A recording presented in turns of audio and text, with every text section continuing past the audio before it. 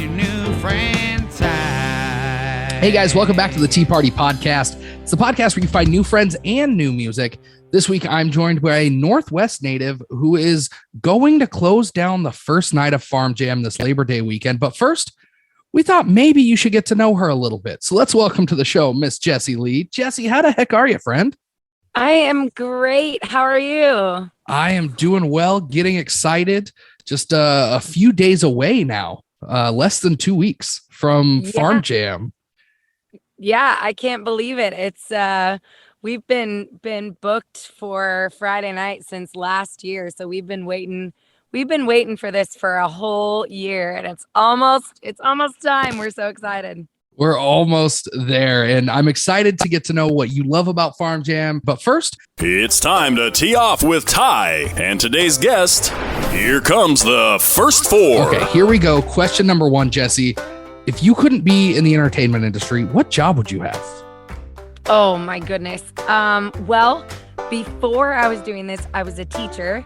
I don't know that I would be lasting as a teacher in the current environment, but that was what I was doing. But one of my favorite jobs was as a teller at a bank. So I think I'd be working with numbers, possibly event planning. I had done a lot of that before music, so I'm not sure, but one of those things. One of those, something involving numbers, which means that we would never, ever, ever cross paths, because I can't think of anything that I hate more than math.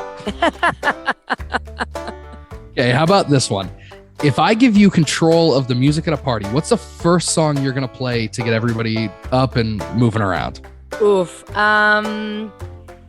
Kind of depends on the party and the age group, but I'm always a big fan of like 90s hip hop, some like TLC or that kind of, little Eminem.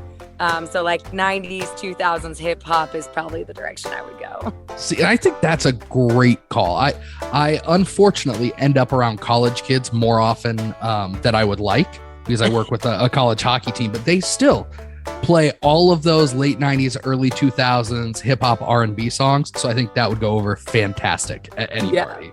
Yeah. Okay. Question number 3 of the first 4.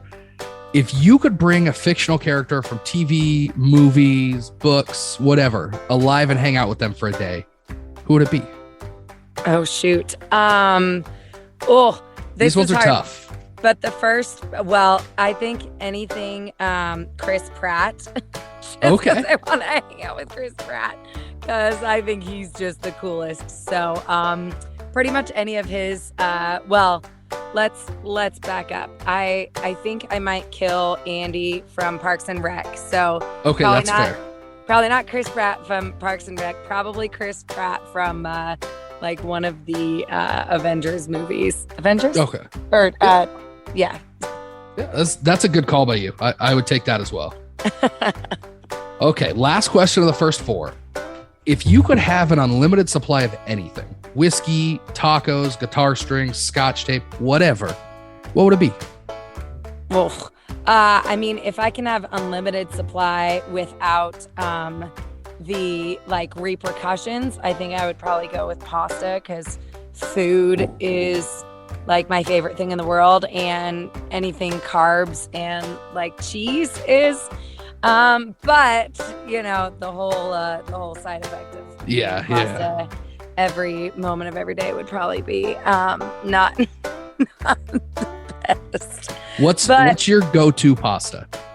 My go-to is a brown rice pasta. It's the brand is Jovial, and that's the one. I think it tastes as good as just regular wheat or white pasta, and I do that a lot with veggies as kind of the middle of the road, like not too bad for you, but gives you a little bit of that like carb and fullness. It's a nice trade-off there. You still feel like you're eating pasta, but your body doesn't have to deal with it afterwards. Right. I totally get that. Yeah. Jessie, thank you so much for playing along. That was the first 4, but now it's time to pull back the curtain a little bit and give everybody a chance to actually get to know you. Give us the story of growing up in the Northwest and tell us how you first got started in music. So I started in music when I was just a little kid. I don't remember a time where I wasn't singing or doing some kind of performance, whether it was in my house or on a stage. I know the first time I was on a stage was by kindergarten. I think even sooner. I think I was on stage, but so it was just always a part of me. And then growing up, I did a lot of things: sports and music and theater, and torn in a lot of different directions. And graduated high school and was one of the rare cases where my parents told me that I should go into music, and I would probably regret it if I didn't. But I was the one who wanted to go to college and get a degree, and wasn't totally sure what I wanted to do, but just thought I needed to have that regular 9 to 5 type job and a degree. And so I did that, and just never felt fulfilled by any of the jobs. I had a lot of jobs I liked, but nothing that really struck the passion inside of me to really put everything into it until I fully dove into letting myself do music. So I was doing music on the side after high school in church, and some little things, weddings, funerals, that type of thing. But yeah, about 8 years ago, I dove in full time, and decided to step out of teaching and run with it. And my life has changed drastically, and I have to say my parents were right. I'm glad I did have the experiences I had to really show me that I really can't live without music. But there are times where I wish I would have made this decision a little sooner in life, like they told me to. But yeah, but still, my home is still in Estacada, still Northwest. But now I'm traveling all over the country, getting to do what I love. You do, and you travel a lot, and I've got some questions about that in a little bit. But really, growing up in the Northwest, I always find it interesting when I talk to people outside of this area. When I start talking about how big the country music scene out here is, because I don't think a lot of people realize it. And you've been kind of in this Northwest country music scene for a while, but your debut album kind of crossed over into a few different other genres, which I think really is a sound that I've heard from you both live and recorded, just kind of across everything. And it really kind of fits who you are, and it really helps make you unique. But you really got your start after winning a battle of the bands. Is that right? Yeah, so we dove in, like I said, yeah, like you said. I grew up in the country, living in the country, but I listened to a lot of Motown, and then got into high school and started listening to country because that's more of what my friends listened to. And I realized that was more kind of like stories of my lifestyle. And then but also, being an athlete, I listened to a lot of like rock and AC/DC and pump up music, Eminem, and that kind of stuff when we were lifting or practicing and stuff. So my musical tastes definitely span many genres. And when I started to do music, I decided that I was nervous about the decision, and a lot of people told me that I wasn't gonna do well if I didn't really stick with a specific genre. But I chose country music because it's the lifestyle I live, it's the fan base that I love, it's my people, um, and it's the type of music I like to write. But I wanted to stay true to myself and still integrate some of those other influences in my sound, and also just simply crossover genres in my shows. And so we signed up for the Battle of the Bands. I had only been out playing like secular music in bars for a couple months, maybe tops. My first show with a band was January of 2015, and Battle of the Bands I think started in March, and we decided to go for it. And I absolutely had no expectations, especially being in a country music Battle of the Bands. And doing, I remember specifically singing "Let It Be" by the Beatles. And afterwards, B-Dub, who was with the Bull at the time, was really impressed with that specific one. He had some things to say, and I knew that it was a risk, but it seemed to pay off, and we ended up winning the whole thing, which got us recognized a little more and into some more venues, and that just helped us hit the ground running. That's fantastic. And I didn't know that you were an athlete, so I feel like everybody's going to get mad if I don't ask you. What was your sport? In high school, I settled on soccer and basketball.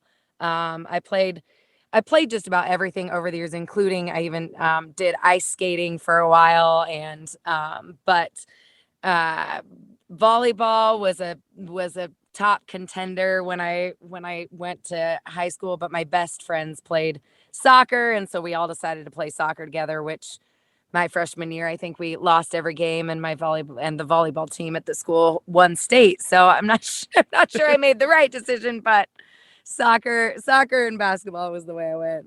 That's fair. And there's something about sports locker rooms, I think, that just they help broaden your musical repertoire, I guess. There's so many different people in there that sometimes the only thing they have in common is that sport. So I could definitely see kind of how you were exposed to all of those different things, and Let It Be is maybe my favorite Beatles song. So congratulations on winning with that one. Well deserved. And I want to talk to you about Farmjam, obviously, but you do something else that's super fun. It was called Jess Fest. It just happened. Tell us how you got involved in that and what was going on there. So we, during 2020, we live in a very, very small, outskirts community, and all of my nieces and nephews are homeschooled, and, we have a large family, group that all lives within about 15 minutes of each other, even though we're all way out in the country.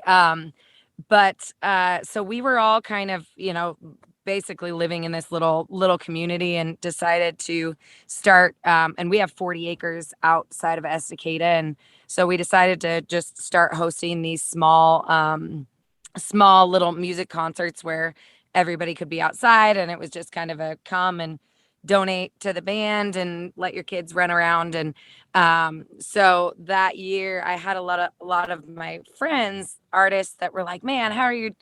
We were traveling to other states, and playing Wyoming and Idaho and Florida and some of the places that had outdoor concerts going on.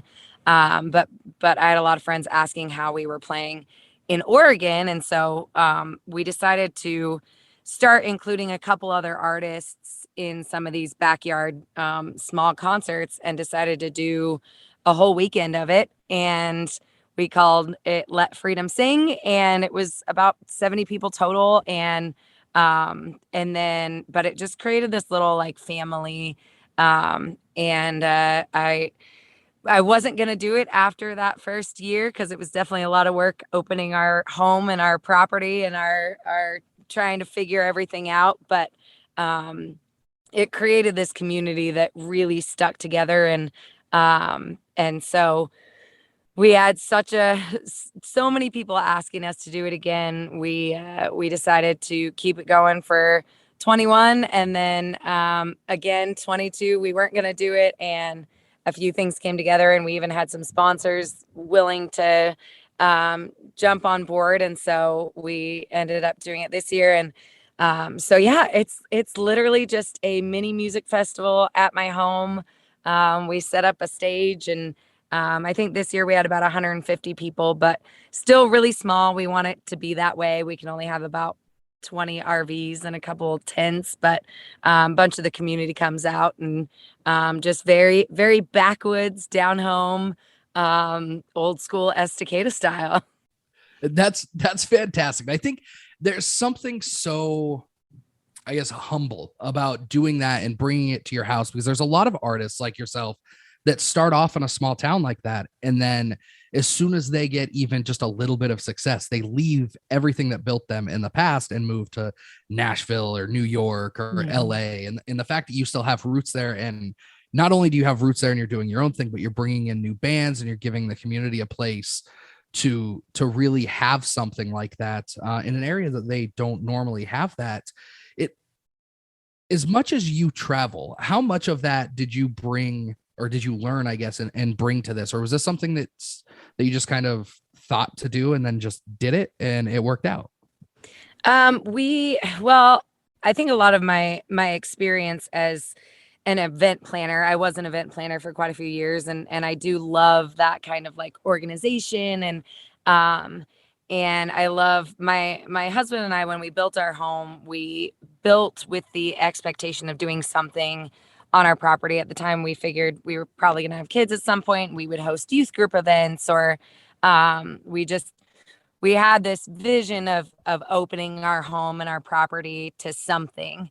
And it was really a big inspiration was like the fires of 2020, and how the community came together in a way that we hadn't seen for a long time. We had kind of felt a little bit disconnected from the community for a little while, and kind of mostly we're involved with our church and our family, but weren't super involved with a lot of the bigger, wider community. And after that tragedy brought us all together, we felt like we wanted to do something that would continue offering a place where the community could come together in a low-key environment.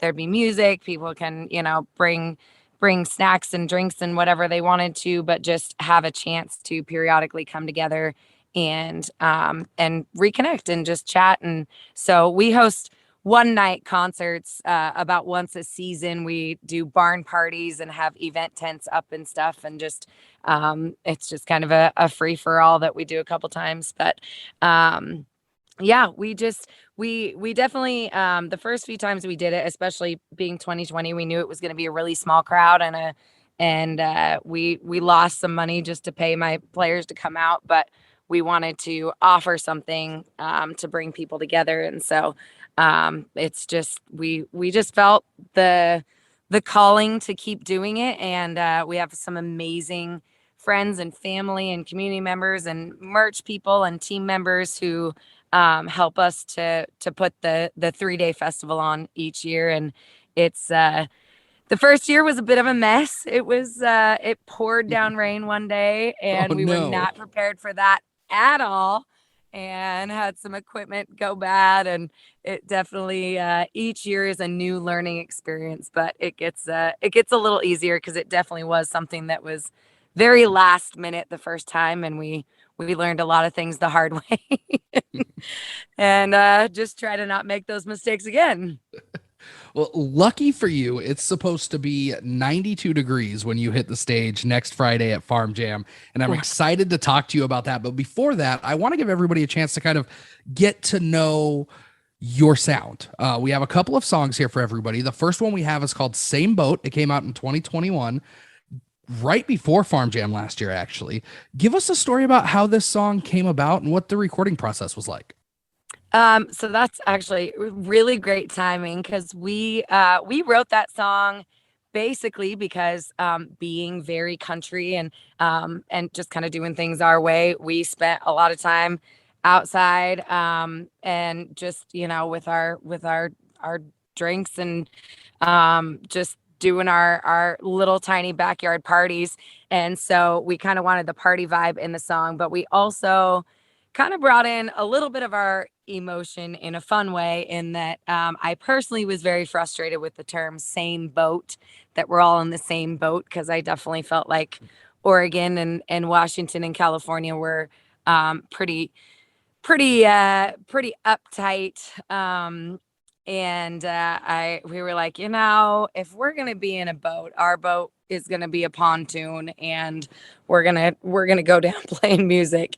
And so that's what this song is about. It's just about, kind of how we dealt with 2020 and trying to make the best of a situation, and let's be honest, kind of drinking through it. And so we wrote that song, and we recorded it all in-house. So my bass player is the producer on it, and we recorded most of it at his home studio down in Eugene.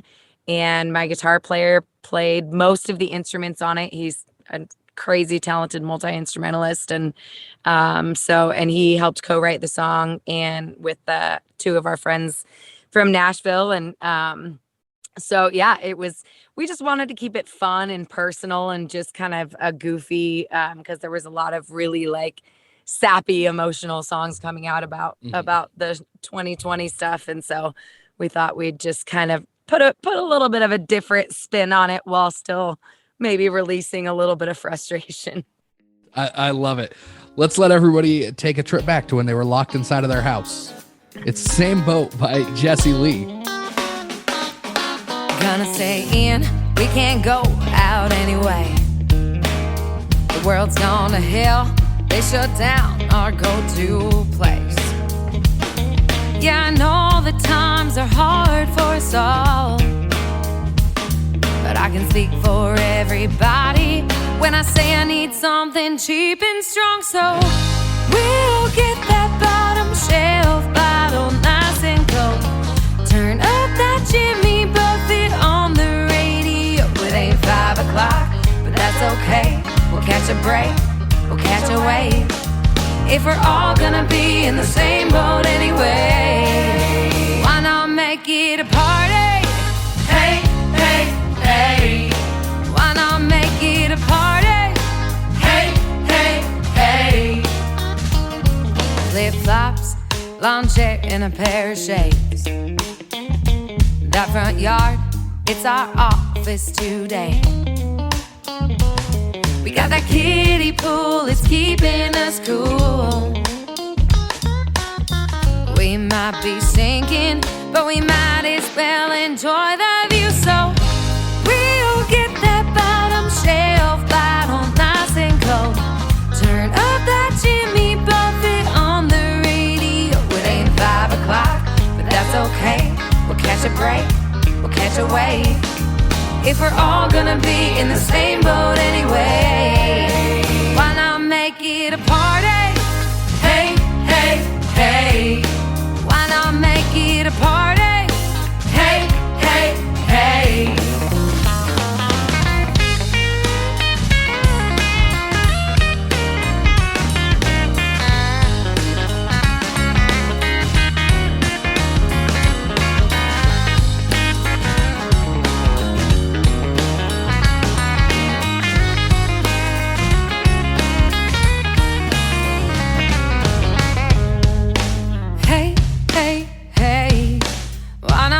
Get a party, hey, hey, hey, yeah. We'll get that bottom shelf bottle nice and cold. Turn up that Jimmy Buffett on the radio. It ain't 5 o'clock, but that's okay. We'll catch a break, we'll catch a wave.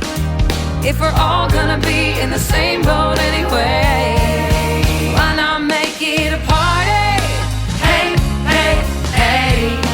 Why not make it a party? Hey, hey, hey.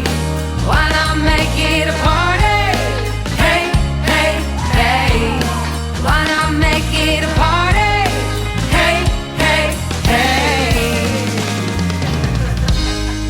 And that one was called Same Boat by Farmjammer Jessie Leigh. You can get tickets to see her Labor Day weekend. She's going to close down Friday night at farmjamfestival.com. And Jessie, I'm excited to see you perform again. You were one of my favorite artists from last year. You interact with the crowd so much. There was so much going on. But for those people that haven't seen Jessie Leigh perform at all, what can they expect Friday night at Farm Jam? So our goal every single time, I've talked to my band about this a lot. Doesn't matter if we're playing for 2 people or 2,000 or 20,000. Our job is to connect and make people feel seen and make people feel like they're a part of something and create moments that that hopefully create lasting memories for people. And so for us, it's so much more than just the music. I love music, but I more so love using music as a tool to connect with people.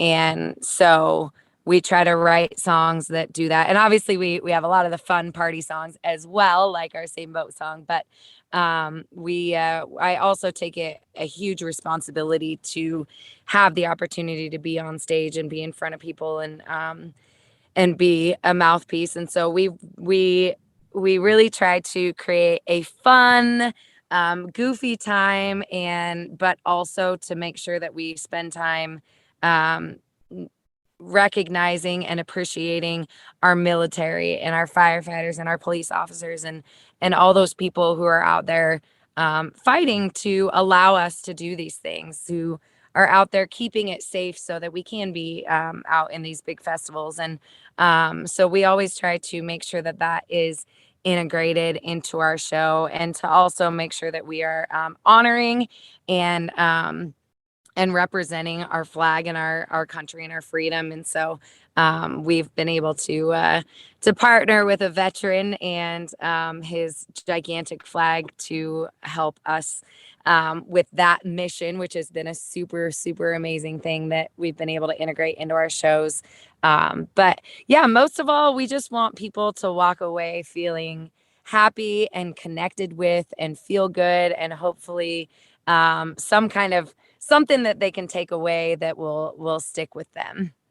And you mentioned that giant flag. It was absolutely incredible to just watch that whole thing happen, watch it unfold, and watch how excited people got about it. I'm a son of a 20-year Navy vet, so just seeing that and seeing people get excited meant a lot to me. And this year, I'm bringing my dad out there so that he can see it in person for himself. And I know that means a lot to the veterans. So is it something that we'll see again this year? Yes. So we Awesome. do. We have it through at least the beginning of September. I made sure that that Farmjam was on the schedule when I sat down with our friend Paul, who owns the flag. So yeah, it's been a really incredible thing for us to feel like we can offer during our show, and just the stories that we've gotten to hear over the past year of taking the flag freedom with us and unraveling at shows. And sometimes it was held up by 50 people. Sometimes it was held up by 5,000 people, but it impacts people so differently. But to see the emotion in people and the hope that it brings back to a lot of people is just it's an indescribable feeling of joy and of pride that we can help create this moment for people. And I'm so excited for that. And you do such a good job of connecting with people, not just on stage, but off stage. One of my other favorite moments from last year also involved you, and it was wandering the campground after the show with you and Jessie Quandt, and kind of this mobile performance, just kind of wandering around and meeting new people. And that's one of the great things, not just about Farmjam, but about what you do as well, is you're not afraid to go out and do that. Is this something that we might be able to convince you to do again with us this year? Yes. So I'm hoping, so we do, our original plan was to just hang out at Farmjam for the weekend, like last year, because we had so much fun. But we actually are now, Saturday we'll be opening for Cooper Allen, who's the Sunday artist at Farmjam. Cooper and I are both playing in Portland at a show together. And then Sunday I'm singing the national anthem at the Portland International Raceway. So those So you got to get two a Dodge. opportunities, I couldn't quite turn those down. So so we will be leaving Saturday morning, but we're coming in Thursday. So we're hoping maybe we can do a little bit of campsite crashing Thursday night, and maybe after the concert, if we're not too terribly late. We don't want to be a nuisance to the campground, but yeah, we're hoping to get around, because that's always such a sweet time, getting to just connect with people on a really personal level at their campsites is a super cool thing. Definitely. And Farmjam is a great place to do that. And if you could pick one thing about Farmjam that's your favorite piece, what is it? What's the thing that keeps you coming back to Farmjam? Family. It literally feels like we have a Farmjam family, and more so than any other festival we've done, big or small. There was just something about Farmjam. I mean, we've played amazing festivals and we've had so much fun at different festivals, but Farmjam was just there was just a little something different about the connections that we made with staff and artists and radio and podcasts, and just there was just something really, really special about how it was run, and the kind of artists that they bring in, and it really was one of those things that just filled us with so much joy and so much like it kind of relit a fire, especially being the very end of tour well, not the end of tour season, but by September, even by August, we're pretty road worn and we've been out and tired. And Farmjam was just one of those events that felt like it refilled our tanks. And at this time of year, that's a really hard thing to come by. But Farmjam was one of those last year for us, and it was a very sweet time. And we've been so excited about it that we have a bunch of our fans now that saw our excitement, and so they've bought tickets and campsites, and so quite a few of our Jessie Leigh fan base, our legion, is coming up to party. So we're super excited to be introducing all of them to the Farmjam family. And yeah. I think you hit the nail on the head there. It really is just like a giant family festival. I mean, Colville's such a small town already. And then bringing in artists like yourself, some smaller artists out there as well that can come and get in front of this group. But it doesn't matter who's on stage. It seems like everybody in that crowd is paying attention, because it really does feel like almost like a giant family reunion. Yeah. Or something like that. So if you don't have your tickets yet, get them again. You can get them at farmjamfestival.com, Labor Day weekend, Colville, Washington. It's going to be awesome. You mentioned it. You're going to be there. Cooper Allen's going to be there. Matt Stell, Joe Nichols, Scooter Brown. There's a whole list. It's going to be phenomenal. But I want to keep talking about you a little bit, Jessie. We have another song here. It's called Small Town Fight. You put this one out in, I believe it was September of last year.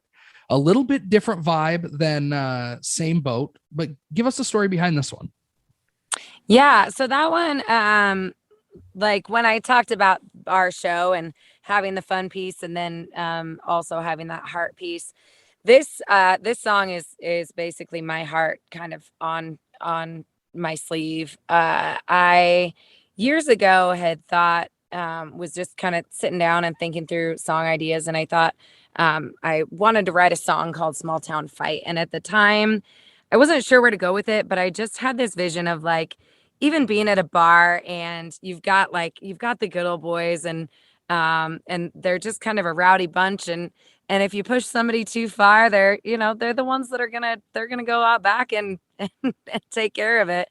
And there's just kind of a little extra rowdiness. And so that was kind of my initial thought behind this. And I thought about maybe making it a party song. And then I kind of thought about that like Friday night football game, and how in my town, the whole town shuts down and everybody goes out to the football game, and the whole town is there supporting, that group of guys that's on the field at that moment, holding that line, fighting for town pride.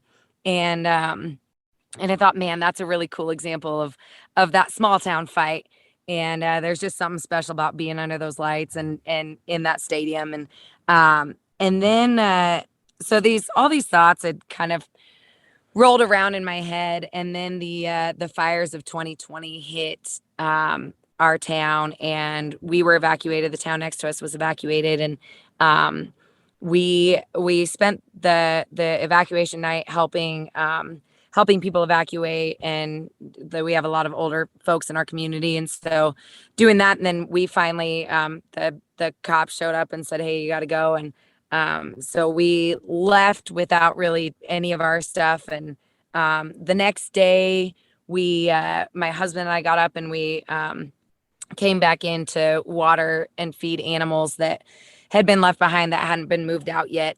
And we realized that there was a large section of our community who had stayed behind to fight the fires and to protect the homes. And so we ended up staying, and it was that over the next like week of fighting. It was an incredible, it was an incredibly scary time, but there was something about that brotherhood that you created with the community and the way that people stayed and fought to protect their own. And in the middle of that, I called my guitar player. He was going through kind of the same stuff in Eugene. And I said, hey, I finally know, I have had this idea for years, and I finally know what I want to do with it. I want to write a song called Small Town Fight, and I want to honor what's happening right now, which is a bunch of hardworking farmers and people standing up and coming together to fight for something, for a danger greater than themselves. And so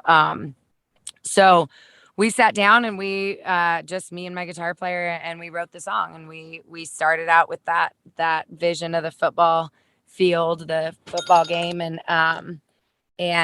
then we moved. I wanted to have a piece that honored our military as well, because I think a lot of those small town values, a lot of that fight is what you see in people who choose to be in our military, choose to be a police officer, choose to be a firefighter.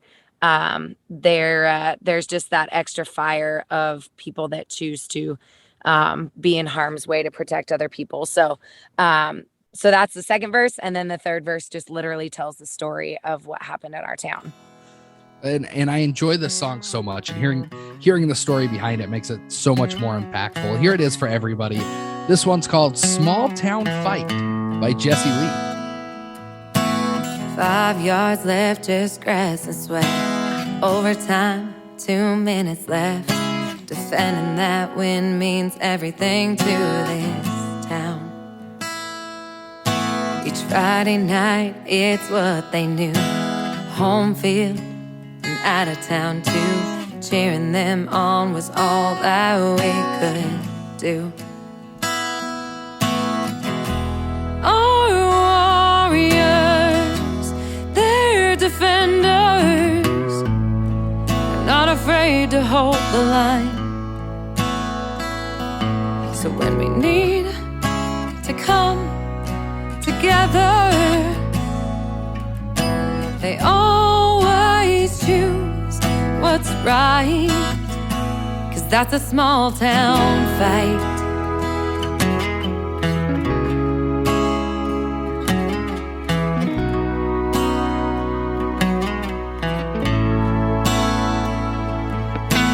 Signing up and then shipping out. It's time to go, there ain't no doubt. Those left behind, we hate to see them leave. But duty calls and we depend on them. Iraq to Afghanistan, the red, white, and blue was sewn onto their sleeve. Our warriors, they're defenders, they're not afraid to hold the line. When we need to come together, they always choose what's right, 'cause that's a small town fight. Home or away, there will always be a fight. We'll battle this together and we'll be alright. Hometown tragedy strikes, fire burns through the night. They say it's a lost cause, better pull back the crew.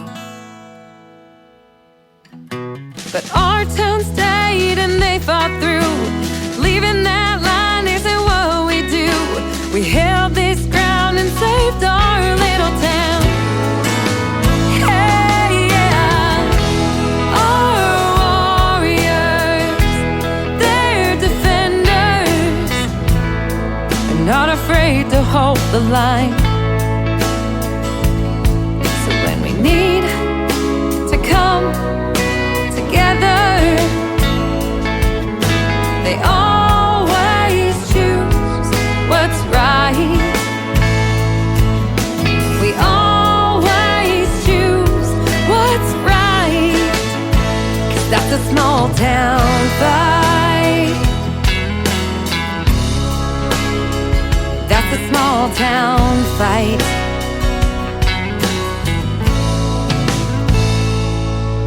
And that one was called Small Town Fight by Farmjammer Jessie Leigh. And Jessie, what are your social media handles? Everybody's going to want to follow you and make sure that they get a sneak peek at what Cooper Allen's bringing on Saturday when you open up for him. Yeah. So my handles are Jessie Leigh Official, JESSIE LEIGH Official.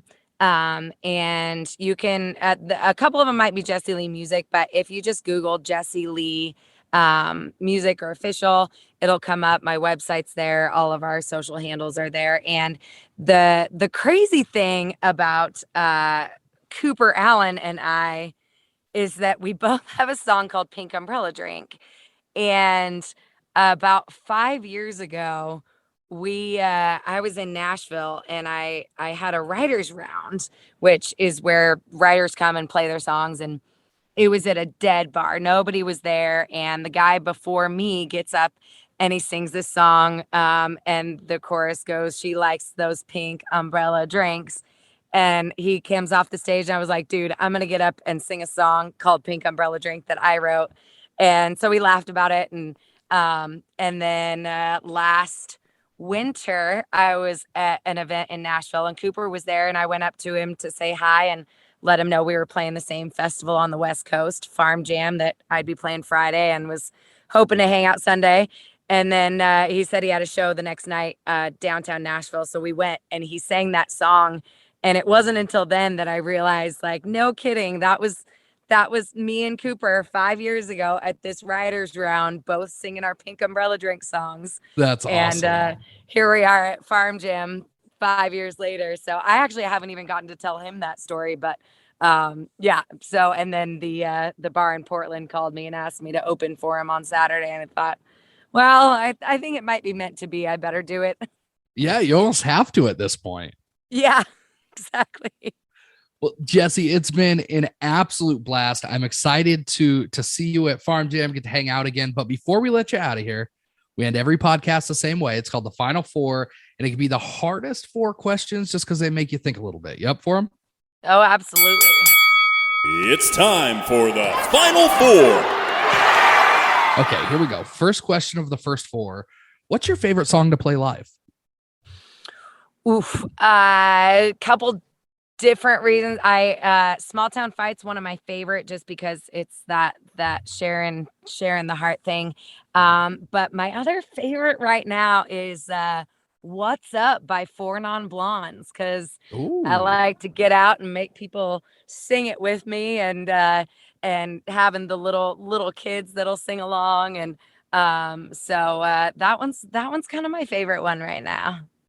I like it. Okay. This one you can cheat if you need to, but who are your 3 most recently played artists on your Spotify or Apple Music playlist?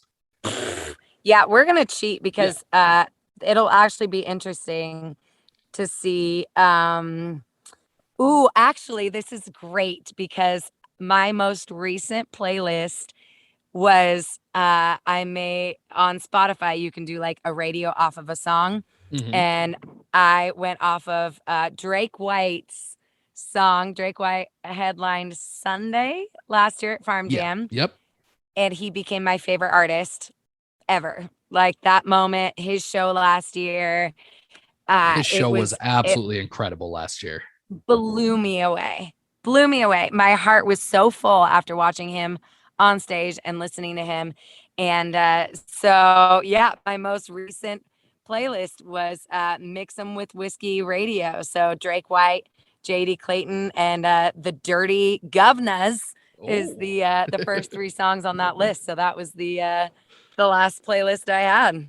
I like it. Okay, here we go. Question number 3. When you're out on the road, what's the one place that you have to stop every time you see it? A restaurant, a gas station, a store? Oh no.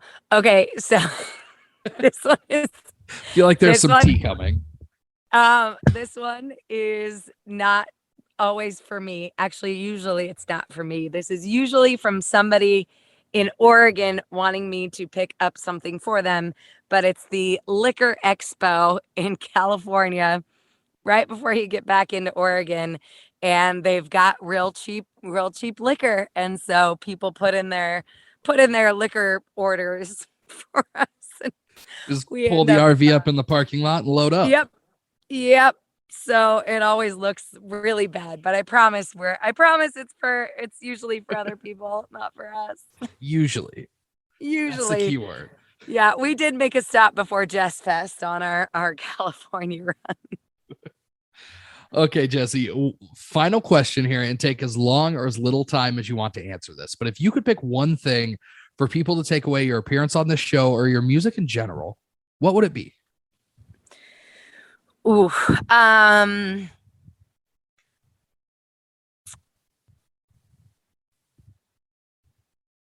this is a little bit heavy, but love of God and pride of country would be the two things, and connection with family.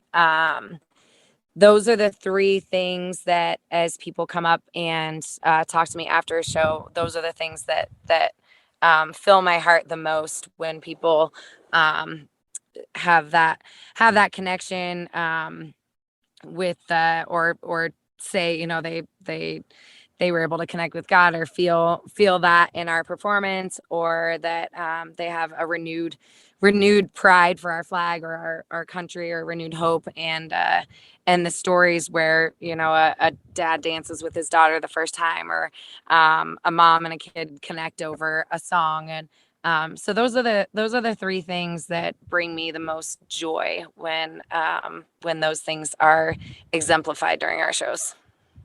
That is a perfect message to end on. Jessie, thank you so much. I'm excited to see you next week, and we'll have to do this again in the future. Yes, absolutely. So fun talking to you. Awesome. And that was another episode of the Tea Party Podcast. It's the country music podcast where you find new friends and new music like Jessie Leigh and Farmjam.